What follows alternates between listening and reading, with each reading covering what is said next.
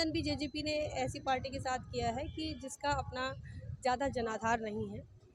Stunt करने के बाद ही उनका जो पॉपुलैरिटी है वो बढ़ती है। तो बड़ी नेता है और उनका अपमान भी किया गया। उनका मुख्यमंत्री बनने को लेकर जो दावेदारी देखी गई, इसको लेकर तमाम राजनीतिक पार्टियों ने अपने अपना उनको ऑफर दिया। भाजपा ने अपना ऑफर दिया, कांग्रेस कहने के उनको अपना बहन बताने का काम भूपेंद्र हुड्डा ने किया और बहुजन समाज पार्टी के जरिए भी ऑफर किया गया।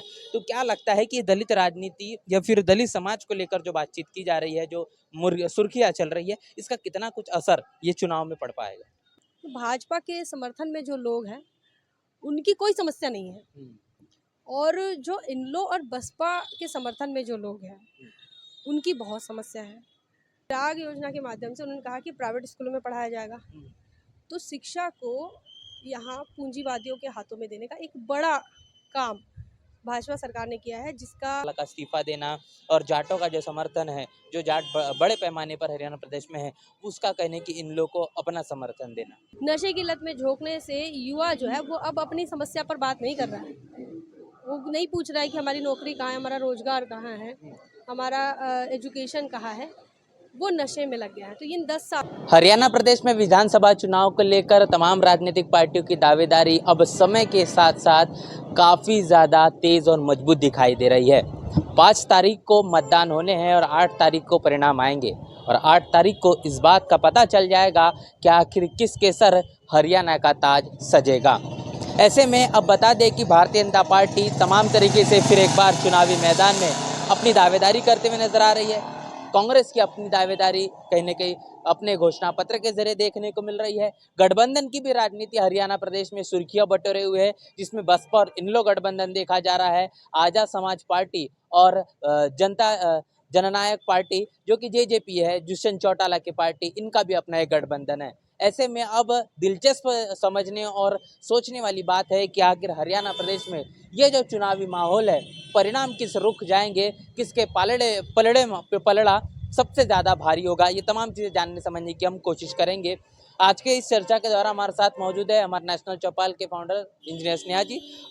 हम लगातार नेशनल चौपाल के जरिए आपके साथ ग्राउंड रिपोर्टिंग के माध्यम से तमाम जो सच्ची तस्वीरें हैं, लोगों के मन मस्तिष्क में हरियाणा में क्या चल रहा है, वो चीज़ें आपके साथ रूबरू करने की पूरी कोशिश कर रहे हैं और उसी से ही तमाम चीज़ें समझकर हम आपके साथ साझा करेंगे कि आखिर हरियाणा प्रदेश में अब 5 तारीख को किस तरीके से मतदान होगा और परिणाम क्या कुछ हो सकते हैं। स्नेहा जी, बहुत बहुत स्वागत है जी। सबसे पहले यही सवाल बनता है कि हरियाणा प्रदेश में आप जब से इस चुनावी यात्रा में कहने की बरकरार है, लोगों के बीच जा रहे हैं, लोगों से बातचीत कर रहे हैं, क्या कुछ उनका कहना है, क्या मुद्दे आपको दिखाई दे? देखिए, समाज में जब हम जा रहे हैं और फील्ड पर जब जा रहे हैं तो 2 तरह के लोग मिल रहे हैं। एक तो भाजपा के समर्थन में जी। और दूसरे बसपा इन लोग के समर्थन में। दोनों में एक बेसिक डिफरेंस है। तो भाजपा के समर्थन में जो लोग हैं उनकी कोई समस्या नहीं है, और जो इनलो और बसपा के समर्थन में जो लोग हैं उनकी बहुत समस्या है। जब पूछी हमने समस्या क्या है, तो लोगों ने अलग अलग समस्याएं बताएं। देखो, शिक्षा, स्वास्थ्य, रोजगार, ये मुख्य समस्या है, और ये हरियाणा की नहीं बल्कि पूरे देश की समस्या है। हम 2024 का भी लोकसभा का चुनाव देखे हैं, और उसके पहले भी कई, जितने हम हर राज्यों में जाते हैं तो बेसिक समस्या ये दिखा है, शिक्षा, स्वास्थ्य, रोजगार की। यहाँ पर अलग अलग स्कीमें चलाई गई, और उन स्कीमों को अगर आप देखोगे, उसका एनालिसिस करोगे, तो वो स्कीम्स कहीं ना कहीं बैकवर्ड्स के लिए वो गलत ही साबित हुई। मतलब वो उनके उत्थान की नीति के लिए उत्थान की नीति के हिसाब से साबित नहीं होती है, वो साबित हो रही हैं उनके नुकसान के लिए।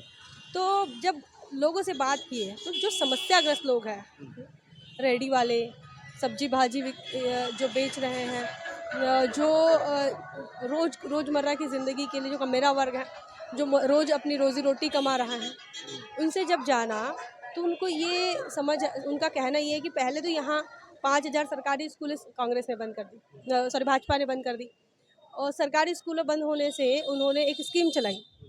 तो उस स्कीम से चिराग योजना के माध्यम से, तो उसमें स्वास्थ्य का भी है और शिक्षा का भी है। तो चिराग योजना के माध्यम से उन्होंने कहा कि प्राइवेट स्कूलों में पढ़ाया जाएगा, तो शिक्षा को यहाँ पूंजीवादियों के हाथों में देने का एक बड़ा काम भाजपा सरकार ने किया है, जिसका बैड इम्पैक्ट, जिसका जो गलत प्रभाव है, नुकसान जिसका है, ये कमेरे वर्ग को और दलित पिछड़ों को ही इसका नुकसान होगा। तो इससे ये बड़ी समस्या बताई लोगों ने।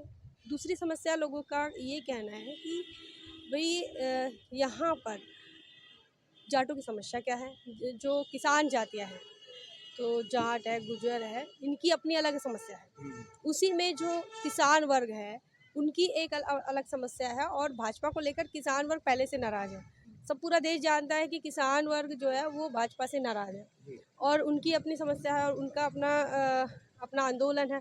उनका सम्मान नहीं करती, उन पर गोले बरसाती हैं, आंसू गोले बरसाती है। ये एक दुखड़ा है। तो किसानों के लिए, उनके कल्याण के लिए और खेती किसानी के लिए के उद्धार के लिए भाजपा के पास कोई प्लान नहीं। तीसरी जो समस्या आपको बताएं, तो यहाँ पर जो स्वास्थ्य की सेवाएं हैं वो बहुत चरमरा गई हैं। लोगों का ये कहना है कि अस्पतालों में व्यवस्था सही नहीं है, डॉक्टर अवेलेबल नहीं होते, दवाइयाँ अवेलेबल नहीं हो रही हैं। और चौथी मुख्य समस्या बता रहे हैं लोग कि यहाँ नशे की लत में युवाओं को झोंक दिया गया है। नशे की लत में झोंकने से युवा जो है वो अब अपनी समस्या पर बात नहीं कर रहा है। वो नहीं पूछ रहा है कि हमारी नौकरी कहाँ है, हमारा रोजगार कहाँ है, हमारा एजुकेशन कहाँ है। वो नशे में लग गया है। तो इन 10 सालों में भाजपा ने युवाओं को एक नशे की लत में झोंका, और इसमें भाजपा के कई लोग शामिल हैं, ऑथेंटिक लोग जो है वो इसमें शामिल हैं, और इस नशाखोरी के व्यापार को या फिर इस काम को बड़े ज़ोरों शोरों से किया गया। और इसमें सबसे ज़्यादा जो ग्रसित हुए हैं लोग, इसमें जब परेशान हुए हैं, वो बैकवर्ड्स हैं। तो ये ऐसी मुख्य समस्याएं हैं। जी जी। हरियाणा प्रदेश की राजनीति को जब देखा जाता है, खासतौर पर दलित राजनीति के इर्द गिर्द ही पूरा का पूरा जो है हरियाणा प्रदेश में जो विधानसभा चुनाव है ये दिखाई पड़ता है। जब से शैलजा कुमारी जो कांग्रेस के बड़ी नेता है और उनका अपमान भी किया गया, उनका मुख्यमंत्री बनने को लेकर जो दावेदारी देखी गई, इसको लेकर तमाम राजनीतिक पार्टियों ने अपने अपना उनको ऑफर दिया। भाजपा ने अपना ऑफर दिया, कांग्रेस कहने के उनको अपना बहन बताने का काम भूपेंद्र हुड्डा ने किया, और बहुजन समाज पार्टी के जरिए भी ऑफर किया गया। तो क्या लगता है कि दलित राजनीति या फिर दलित समाज को लेकर जो बातचीत की जा रही है, जो सुर्खियां चल रही है, इसका कितना कुछ असर ये चुनाव में पड़ पाएगा? देखिए, दलित वोटर्स का बहुत बड़ा रोल हर जगह होता है। हरियाणा में भी लगभग 20% से अधिक यहाँ पर दलित वोटर्स हैं। और नॉर्थ में अगर आप देखते हैं तो यूपी, पंजाब, हरियाणा, उत्तराखंड, ये तमाम जगहों पर दलित वोट जो है वो काफ़ी महत्वपूर्ण भूमिका निभाते हैं। यहाँ पर दलित वोट जो है वो इस प्रकार है कि अगर उसके साथ एक और बेस वोट जुड़ जाए, चाहे बैकवर्ड्स का हो जाए, तो यहाँ पर बहुजन समाज पार्टी जो है वो कुछ कर सकती है, उसके पास एक आंकड़ा हो सकता है। तो यहाँ दलितों की समस्या भी ऐसी है कि जाति उत्पीड़न की समस्या है। हरियाणा के अंदर जाति सूचक शब्दों को खुलेआम कहा जाता है। तो इस मतलब अपमान भी है, और इसके साथ साथ उनके सेल्फ रिस्पेक्ट के लिए कोई योजनाएं ऐसी कुछ खासी नहीं चला गई। रोज़मर्रा की ज़िंदगी के लिए वो हर दिन मेहनत कर रहे हैं। ये दलित वोटर्स का यहाँ का सिनेरियो है। कुछ लोग हैं जो कि उसमें दिखेंगे आपको, लेकिन ज़्यादातर जो समाज है वो बैकवर्ड ही है, पिछड़ा है दलितों में। और दूसरी बात ये है कि जो सिनेरियो रहा कांग्रेस का और भाजपा का, उसका फ़ायदा बसपा को मिल सकता है। कैसे फ़ायदा मिल सकता है? देखो, शैलजा कुमारी उन्होंने कहा कि हमारा ब्लड कांग्रेसी है, लेकिन जिसको आप कह रहे हो कि जिस ब्लड हमारा कांग्रेसी, लेकिन कांग्रेसी आपको अपना नहीं मान रहे। ये चीज़ दलित वोटर समझ रहे हैं। दूसरी बात ये है कि यहाँ भाजपा ने जो 1 अगस्त को फैसला दिया सुप्रीम कोर्ट के माध्यम से, भाजपा ने दिया इसलिए कह रहा है क्योंकि तमाम लोग ये मानते हैं, चिंतक ये मानते हैं कि भाई अब तो न्याय व्यवस्था भी जो है वो उनके अधीन हो गई है। तो जो उपवर्गीकरण का मामला सामने आया SC/ST में, उससे भी दलित नाराज़ है। और ये परसेप्शन बना कि भाजपा के शासनकाल में दलितों के रिप्रेजेंटेशन को, प्रतिनिधित्व को रोकने के लिए भी बड़ा काम हुआ। तो हालांकि भाजपा में वोटर है, दलित वोटर भाजपा के पास भी है, कांग्रेस के पास भी है, लेकिन यहाँ से अब छिटकने के चांसेस है, क्योंकि इन लो और बसपा का गठबंधन है।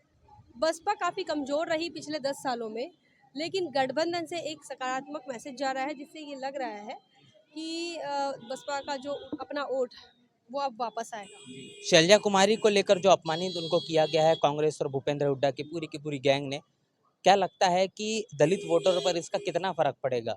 जो अमूमन तौर पर दलित कांग्रेस को वोट करता हुआ दिखाई देता है, क्या वो बसपा की तरफ लौट पाएगा? देखिए, ये मुद्दा ऐसा है कि बसपा इसको कितना कैश कर रही है, क्योंकि शैलजा कुमारी का अपमान हुआ तो वोटर अपने आप से तो इसको कैश नहीं होने देंगे, या फिर चूंकि यहाँ मैदान में और भी राजनीतिक दल हैं, लेकिन बसपा इस मुद्दे को कितना कैश कर पा रही है और इसका कितना फ़ायदा बसपा उठाने की कोशिश कर रही है, ये बहुत महत्वपूर्ण है कि बसपा इस मुद्दे को लेकर कितना गंभीर अपने वोटर्स के साथ बातचीत कर रही है।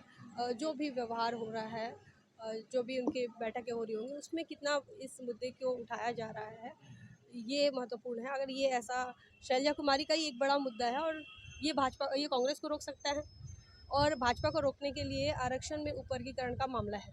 तो ये दोनों मुद्दे से दलित कांग्रेस भाजपा से दूरी बना सकता है, और दूरी बनाकर वो अगर अपने घर, मतलब अपने ही जहाँ का वो वोटर रहा पहले का, ट्रेडिशनली जो वोटर रहा, परंपरागत जो वोटर है बसपा का, अगर वो लौटता है तो इसमें जाट वोट ऐड होती हैं, गुजर वोट, क्योंकि लगातार हम फील्ड में ये भी सुन रहे हैं कि 36 बिरादरी का समर्थन मिल रहा है। तो ये अगर ऐड ऑन होता है तो बसपा के पास कुछ ना कुछ बचेगा जरूर। आपने जाट वोट की भी बात की है। पिछला अगर चुनाव हम देखें तो जेजेपी जिस तरीके से उसने भाजपा के साथ मिलकर जो सरकार बनाई, इस बार दुष्यंत चौटाला और आजाद समाज पार्टी के राष्ट्रीय अध्यक्ष चंद्रशेखर आजाद का भी अपना एक गठबंधन है। ये नया गठबंधन की क्या वास्तविकता आप जमीन पर देखते हैं? कितना ज्यादा असरकारी ये गठबंधन हो पाएगा? देखिए, ये ऐसा कह सकते हैं कि इससे नुकसान जो है वो भाजपा कांग्रेस का कम होगा, इससे नुकसान इन लोग बसपा का होगा। हालांकि बहुत बड़ी तादाद में नहीं होगा, लेकिन जब इलेक्शन देखते हैं, वोटों का समीकरण देखते हैं, तो काफ़ी कुछ चीज़ें बड़ी महत्वपूर्ण होती हैं। तो इसमें लेकिन दुष्यंत चौटाला क्या अभी एक और ये है कि उनकी छवि थोड़ी सी पहले जैसी नहीं रही, मतलब 2019 में जो छवि थी वो 2024 में बची नहीं, और इसका फ़ायदा इन लोगों को होगा और वो अप्रत्यक्ष रूप से बसपा को भी हो सकता है। आज़ाद समाज पार्टी का फ़िलहाल यहाँ पर उतना कुछ माहौल नहीं है। जो सहारनपुर से सटे हुए इलाके हैं, वहाँ पर थोड़ा माहौल देखने को मिलता है, और जो ये उत्तर प्रदेश के आसपास के वहाँ पर थोड़ा माहौल देखने को मिलता है। लेकिन जब भी वो वोट बैंक में ट्रांसफ़र करने की बात आती है, तो ये दिक्कत तो होती है कि वो वोट बैंक में ट्रांसफ़र नहीं हो पाता है, समर्थन मिल ज़रूर जाता है। जी। पिछली बार जो बड़ा विश्वास जेजेपी पर, दुष्यंत चौटाला पर हरियाणा प्रदेश की जनता ने दिखाया था, क्या लगता है कि जो यंग वोटर है जो इन्होंने से छिटक कर जेजेपी में चला गया था, क्या उसे वापस लौटने की आशंका फिर एक बार इन लोगों में जताई जा सकती है?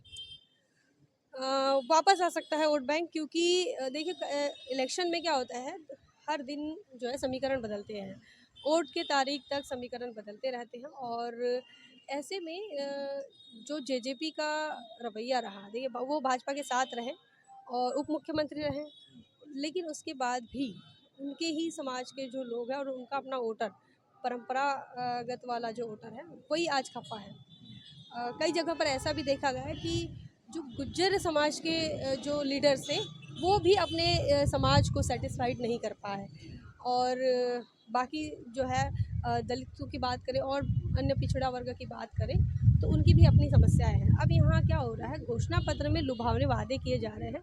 ये पेंशन, महिलाओं को पेंशन, बुढ़ापा पेंशन योजना, और इसके साथ साथ युवाओं को बेरोजगारी भत्ता, ये सारी चीज़ें जो है, ये इसे क्या कह सकते हैं कि ये फाउंडेशन नहीं है, मतलब बेसिक स्ट्रक्चर पर काम नहीं हो रहा है। सेम चीज़ें आप देखिए भाजपा में भी है, सेम चीज़ें कांग्रेस में भी देखने को मिल रही है, और इन लोगों ने भी घोषणा पत्र जारी किया, लेकिन बसपा का जो काम करने का तरीका है वो अलग है। वो रोज़गार की बात करती है, बसपा का वही रहा है। वो तो संविधान को अपना मानते हैं, तो संविधान को अपना घोषणा पत्र मानते हैं, तो उनका क्या कहना है कि वो रोज़गार की बात करेंगे, वो हमें स्वास्थ्य सेवाएं देंगे। ये चीज़ें बसपा की, और बेसिक नीड यहाँ पर बहुजन समाज की यही है कि उन्हें क्या चाहिए सरकार के माध्यम से। यहाँ रोड, रास्ते, नाली के मुद्दों को अ, विकास बताया जा रहा है, और उसके बाद उन्हें लुभाने के लिए अलग अलग प्रकार की स्कीमें, और जिसमें गैस सिलेंडर हो गया, जिसमें लक्ष्मी लाड़ो योजना हो गया, चिराग स्वास्थ्य योजना, इस प्रकार की ऐसी योजना, और फिर उसमें बेरोजगारी भत्ता वाले, रोजगार की बात नहीं हो रही है। तो ये चीज़ें अब लगता है 2014 में समझना मुश्किल था, 2024 में समझना अब आसान है। बिल्कुल। यही चीज़ हम समझने की कोशिश कर रहे हैं कि आखिर भविष्य में मतलब कि 5 तारीख को क्या कुछ होगा और उसके नतीजे 8 तारीख को क्या होंगे। सबसे बड़ा मुद्दा ये भी है कि अभय चौटाला ने एक जो समर्थन कहीं न कहीं किसान आंदोलन को दिया था और इस तरीके से समर्थन दिया कि उन्होंने अपना इस्तीफ़ा भी दे दिया था। तो किसान एक बहुत बड़ा तबका हरियाणा प्रदेश में है। कितना असर आप इसका मानते हैं अभय चौटाला का इस्तीफ़ा देना और जाटों का जो समर्थन है, जो जाट बड़े पैमाने पर हरियाणा प्रदेश में है, उसका कहने कि इन लोग को अपना समर्थन देना?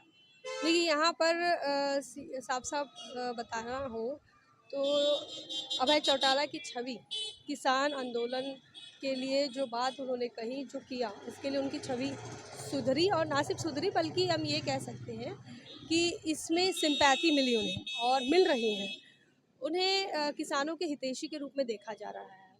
तो किसान कम्युनिटी अभी वो इन लोग के साथ है, जेजेपी के साथ उतना नज़र नहीं आ रहा है। हालांकि जहाँ पर उनका प्रभाव है वहाँ पर तो होगा, लेकिन अब हम जहाँ जहाँ घूम रहे हैं वहाँ वो चीज़ें देखने को नहीं मिल रही है। और गठबंधन भी जेजेपी ने ऐसी पार्टी के साथ किया है कि जिसका अपना ज़्यादा जनाधार नहीं है। स्टंट करने के बाद ही उनका जो पॉपुलैरिटी है वो बढ़ती है, तो उससे वो नुकसान होगा। लेकिन यहाँ इन लोग का फ़ायदा बसपा को होगा, और बसपा का जो वोट बैंक ऐड होगा उससे इन लोग को फ़ायदा होगा। हालांकि आंकड़ा किसके पास कितना रहेगा अभी हम क्लियर नहीं कर सकते हैं, क्योंकि हम बार बार कह रहे हैं कि रणनीति तो बदलते रहती है।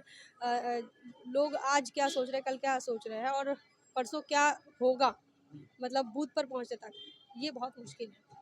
लेकिन इन लोग बसपा, इनके पास ज़ीरो रहेगा ऐसा नहीं कह सकते। उनके पास आंकड़ा होगा, और अच्छा आंकड़ा होगा, सम्मानजनक आंकड़ा होगा। भाजपा कांग्रेस को ये त्रिकोणीय मुकाबला है, तो इसमें भाजपा कांग्रेस को रोका भी जाएगा, लेकिन ये सरकार नहीं बन पाएगी किसी की, ये महत्वपूर्ण है। बहन मायावती के लगातार हरियाणा प्रदेश में चुनावी रैलियाँ होना, आकाश आनंद की चुनावी चौपाल होना, कितना असर ये कर पाएगा? कितना कहीं न कहीं ज़मीन स्तर पर ये कहीं न कहीं कारगर साबित हो पाएगा और वोटों में इसकी कितनी तब्दीली हो पाएगी आपको लगता है? देखिए ये एक बात है, आप दूसरे दलों को देखो, आज जब से हम यहाँ हरियाणा दौरे पर है, तो एक ही जगह पर है, एक ही क्षेत्र में योगी आदित्यनाथ आ रहे हैं, उसी जगह पर राजनाथ सिंह, उसी जगह पर प्रधानमंत्री, उसी जगह पर अरविंद केजरीवाल, तो ये चीज़ें वो देखने को मिल रही, संजय राउत उसी जगह पर। तो इसका मतलब जो बाकी जिसके साथ बसपा और इन लोग की जो टक्कर है, उनके पास मल्टीपल नेता हैं, मल्टीपल चेहरे हैं। यहाँ अगर आप देखते हैं बसपा में अभी अभय चौटाला एक इन लोग का चेहरा, उनके पास अपने लीडर्स होंगे, लेकिन बसपा में जो देखा गया तो हरियाणा में सिर्फ 4 रैलियाँ हुई हैं, और इन 4 रैलियों में लोगों में काफ़ी उत्साह है। आकाश आनंद चौपाल कर रहे हैं, लेकिन 2 चेहरे के अलावा बसपा में कोई और चेहरा नहीं नज़र आ रहा है। तो ये मुश्किल है कि, क्योंकि 1 तारीख को ही बसपा का जो बड़ी रैलियाँ है वो ख़त्म हो गई, बाकी लोग अभी भी मैदान में हैं, अभी भी डटे हुए हैं, भाजपा के लोग डटे हुए हैं, बड़े-बड़े नेता डटे हुए हैं। तो ये बसपा का ये हम ये कह सकते हैं कि इससे थोड़ा-सा लोगों में उत्साह की कमी हो सकती है, क्योंकि इलेक्शन में तो उत्साह बना रहना चाहिए, और तब तक बना रहना चाहिए जब तक जो वोट पड़ ना जाए। जी, तो अब ये जो है, जो आखिरी सवाल है और जो महत्वपूर्ण सवाल है कि पूरा मामला हरियाणा प्रदेश में विधानसभा चुनाव का किस तरीके से आपको दिख रहा है? किसकी मजबूत सरकार बनेगी, मजबूर सरकार बनेगी? किस तरीके से क्या कुछ 8 तारीख को परिणाम हो सकते हैं? देखिए यहाँ पर मजबूत सरकार नहीं बन सकती है, भाजपा की सरकार नहीं बनेगी, क्योंकि 10 साल का शासन लोगों ने देखा है। कट्टर के बाद जब लोग परेशान हो गए, और उसके बाद वो अपर कास्ट भी हो रहे थे, अपर कास्ट भी पढ़ रहे थे, उसके बाद नायब सैनिक को बनाया गया। तो ये जो बदलाव हुआ भाजपा के अंदर 10 10 ईयर्स, तो इसका मतलब ये है कि उन्हें लगा कि छवि सुधारने की ज़रूरत है। तो अब फिर से अगर भाजपा को रिपीट करना चाहे तो जो 2000 लोकसभा में हुआ, आई ज़रूर भाजपा, लेकिन उनके पास आंकड़ा उतना नहीं रहा था। तो ये चीज़ें यहाँ पर भी देखने को मिलेगी, और कांग्रेस के पास भी रहेगा, कांग्रेस के पास रहेगा। इन लोग के पास भी रहेगा, बसपा के पास भी आंकड़ा रहेगा और साथ में जेजेपी के पास। तो इसका मतलब ये होगा कि जब सबके पास में आंकड़ा होगा तो यहाँ पर जो सरकार बनेगी वो तो एक दूसरे के गठबंधन से बनेगी, है ना। तो उससे बनेगी, कोई मजबूत सरकार नहीं बनेगी। तो ये तमाम चीज़ें हमने समझने की कोशिश की है कि आखिर 8 तारीख को क्या कुछ परिणाम हो सकते हैं। मामला अभी भी पूरी तरीके से फंसा हुआ है, फिलहाल कुछ कहा नहीं जा सकता, लेकिन ग्राउंड रिपोर्टिंग जो कहती है, जो कहने के अब हरियाणा प्रदेश के लोगों के मन मस्तिष्क में चल रहा है, वो चीज़ हमने आपके साथ साझा करने की कोशिश की। पूरी की पूरी बातचीत को लेकर आपकी राय प्रतिक्रिया लिखकर जरूर बताएं। बने रहे नेशनल चौपाल के साथ, मिलते नए वीडियो में, तब तक के लिए जय भीम।